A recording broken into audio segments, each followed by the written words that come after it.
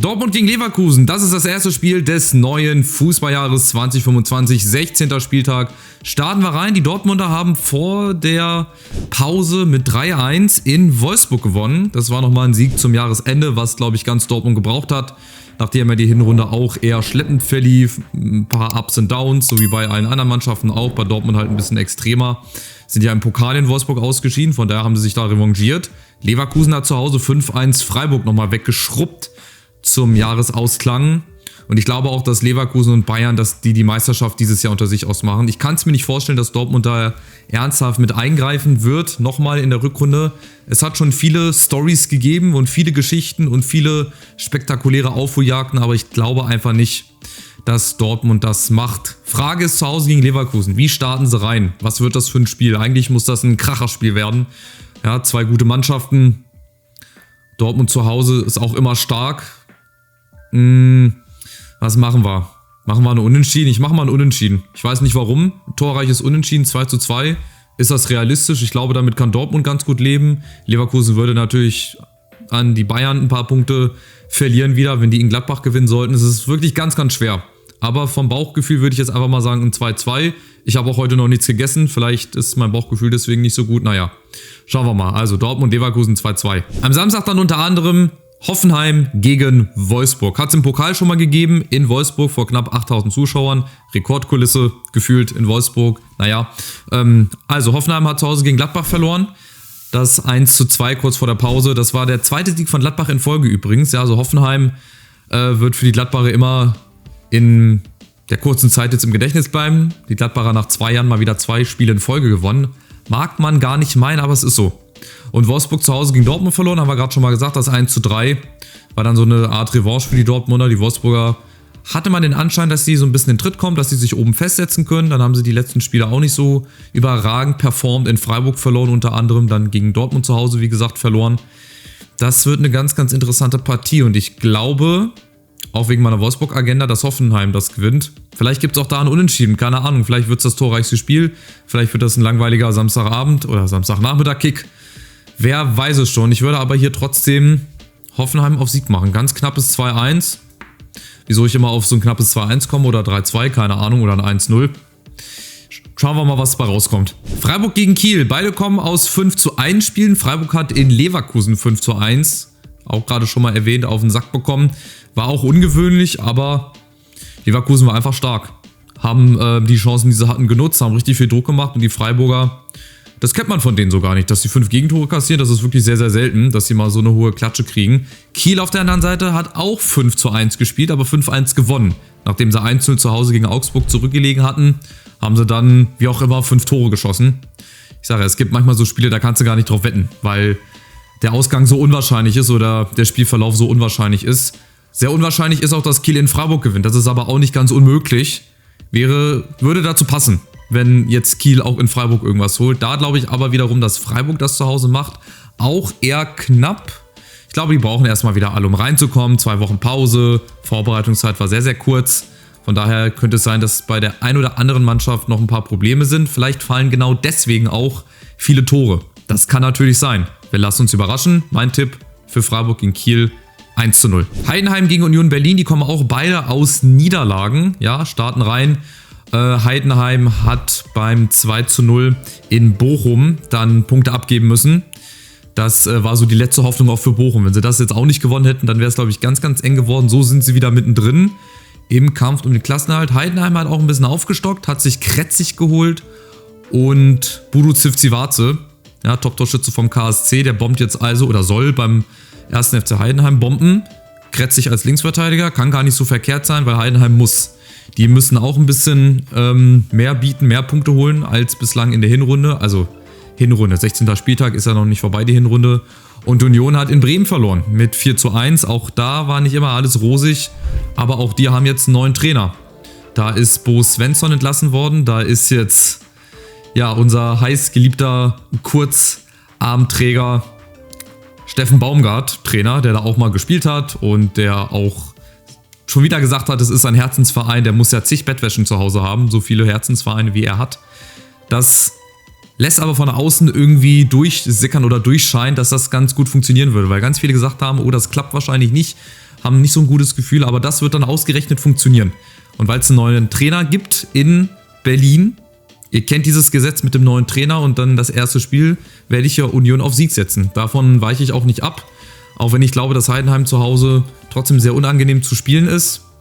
Aber Union mit neuem Trainer, da kannst du einfach nichts machen. Das sind so Gesetze, das geht in 8 von 10 Fällen gut. Da jetzt wahrscheinlich nicht, weil ich das getippt habe. Ja, wir lassen uns überraschen. Mainz gegen Bochum, beide haben ihre Spiele im letzten Jahr noch gewonnen. Das letzte Spiel Mainz hat in Frankfurt gewonnen, 3:1. Wie? Weiß man nicht. Das ist auch wieder so ein Spiel, was du vorher nicht vorhersehen kannst. Mainz geht durch ein Eigentor in Führung. Ja, kriegt dann die rote Karte, spielt dann das ganze Spiel über lang eigentlich in Unterzahl, schießen dann das zweite Tor. Frankfurt hat Chancen um Chancen um Chancen. In 9 von 10 Fällen gewinnt Frankfurt auch das Spiel mit 4 oder 5:1 oder 6:1, keine Ahnung. Aber an dem Abend kam halt alles zusammen, an dem Nachmittag. Es hat nicht viel zusammengepasst, Frankfurt hat kläglich Chancen vergeben. Mainz war eiskalt vom Tor, verdient war es trotzdem nicht, aber gut, wer am Ende gewinnt, hat recht. Und das dazu, Bochum hat, gerade schon erwähnt, gegen Heidenheim zu Hause gewonnen, 2:0. Vielleicht gibt das jetzt Auftrieb für die Rückrunde, dann, wenn sie startet, weil Bochum muss auf jeden Fall. Die müssen auch so wie Heidenheim, wie St. Pauli und wie alle anderen Mannschaften, die unten drin stehen, ein bisschen mehr liefern.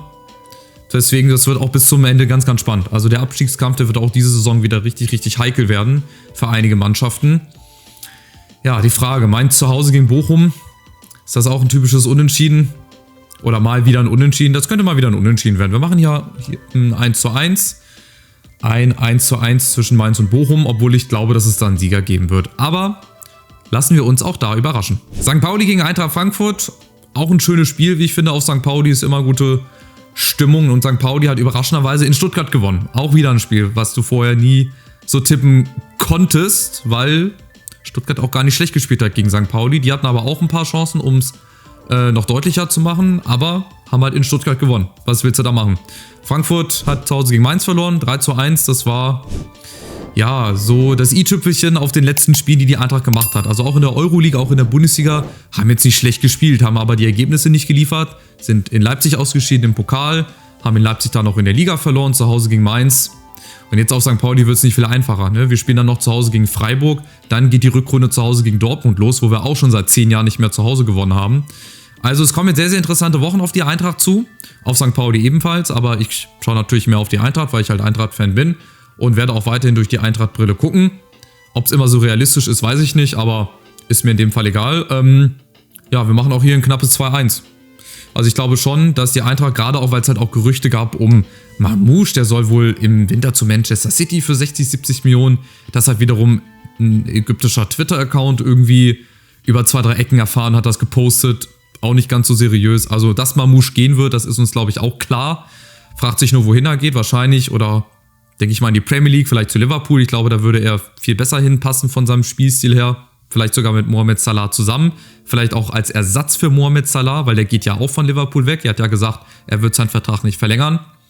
Ich bin gespannt. Es wird eine sehr, sehr interessante Rückrunde dann auch. Ein sehr, sehr interessantes halbes Jahr bis zur Sommerpause. Und vielleicht startet man mit einem 2:1-Sieg auf St. Pauli gar nicht so schlecht rein. Ein super Top-Spiel am Samstagabend zum Start ins neue Fußballjahr. Gladbach gegen Bayern. Alter Klassiker. Viele torreiche Spiele die letzten Jahre gegeben. DFB-Pokal-Auftritte der Bayern in Gladbach, wo Gladbach dann auch mal im Vorbeigehen 4:5-0 gewonnen hat. Also wird auch eine sehr spannende Partie, hoffe ich, eine sehr enge Partie. Gladbach hat in Hoffenheim gewonnen. Das war ihr zweites Spiel in Folge, dass sie dann gewonnen haben, seit über 2 Jahren. Ne? Müsst ihr euch mal überlegen, als Fan, wenn du einen Sieg deiner Mannschaft siehst und dann im nächsten Spiel nicht und dann irgendwann wieder gewinnst und dann hoffst, dass du wieder ein Spiel gewinnst und das seit 2 Jahren, boah, das stelle ich mir auch schon heftig vor. Aber gut, was willst du machen? Bayern hat gegen Leipzig zu Hause 5:1 gewonnen, also es gab ganz schön viele 5:1 Siege, wenn ich mal gerade hier gucke. Ich habe mein Handy nebenbei auf, deswegen ich weiß nicht mehr alle Ergebnisse, ist schon 2 Wochen her. Also Bayern hat Leipzig auch zu Hause 5:1 geschrubbt. Die gehen natürlich als Top-Favorit auf die Meisterschaft und ich denke mal, dass die Bayern das auch holen werden, weil die diese Saison einfach auch sehr konstant spielen. Gut, nicht immer überragend, aber sie gewinnen ihre Spiele. Ja, und Leverkusen hat schon öfter Punkte liegen lassen und wenn die jetzt laut meinen Tipps in Dortmund auch nur einen Punkt holen und die Bayern gewinnen in Gladbach, das ist die Frage, was machst du? Wie starten die Bayern rein? Wie starten die Bayern rein? Schwer. Ich würde so auf Sieg tippen, aber ich vermute auch, dass die Gladbacher gut mithalten werden. Vielleicht geht ja da irgendwas in Richtung Heimsieg. Dann wäre die Bundesliga wieder spannend, wenn dann Leverkusen gewinnt, wenn Frankfurt gewinnt und so weiter und so fort. Also mein Wunschszenario wäre natürlich nicht 31, ja 1:3. Mein Wunschszenario wäre so 2 Spieltage vor Schluss, 3, 4 Mannschaften, nur 1 Punkt auseinander oder 2 Punkte maximal. Und dann am 34. Spieltag wird die Meisterschaft zwischen 3 Mannschaften, 4 Mannschaften entschieden. Viel Spaß. Bei der Konferenz, die Nerven will ich mal haben, auch als Spieler, auch als Fan. Das wird, glaube ich, nicht gut enden für manche. Also Bayern-Gladbach 3:1. Am Sonntag gibt es unter anderem Leipzig gegen Bremen. Leipzig in Bayern gerade nochmal auf die Fresse gekriegt vor Weihnachten, 5:1. Auch die mit vielen Verletzungsmiseren und vielen verletzten Spielern, die kommen jetzt auch nach und nach zurück. Gucken wir mal, wie es gegen Bremen zu Hause läuft, die 4:1 gegen Union gewonnen haben. Also Bremen spielt dieses Jahr auch nach wie vor einen guten Fußball, sehr ansehnlichen Fußball, erfolgreichen Fußball vor allem. Darauf kommt es am Ende des Spiels dann auch an und am Ende des Tages. Ob es fürs internationale Geschäft reicht, weiß ich nicht. Aber Bremen international hätte was. Also würde ich den Bremer Fans auch mal wieder gönnen. Bremen früher international, überlegt mal, ey.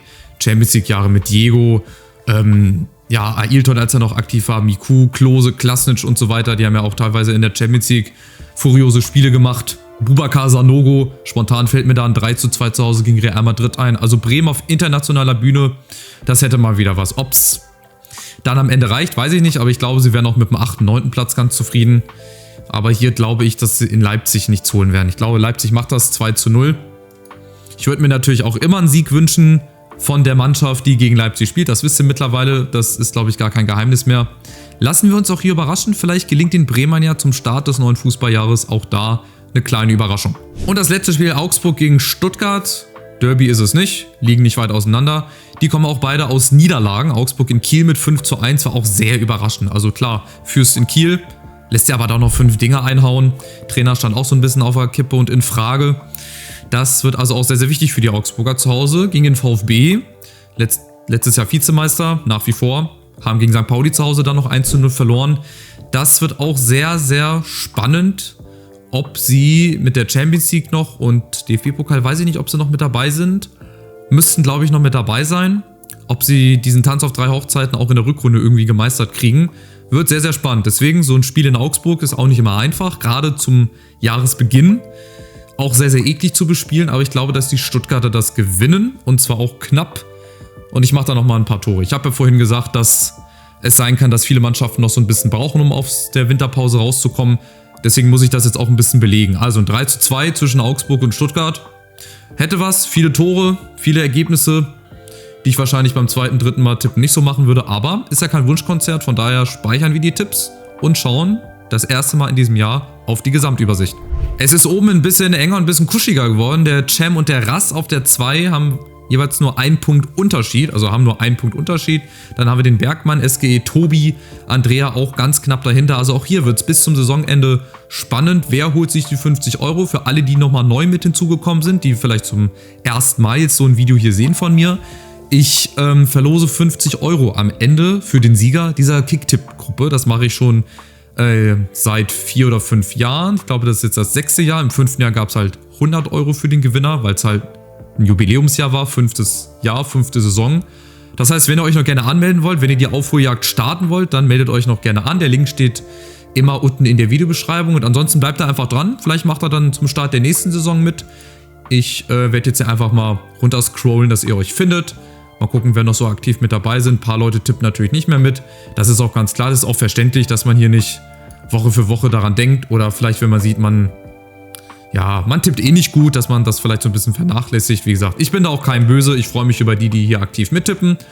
Und dann waren das die ersten Tipps. Spieltag 16, Spieltag 17 schauen wir mal so ein bisschen voraus. Da spielt Dortmund in Kiel unter anderem.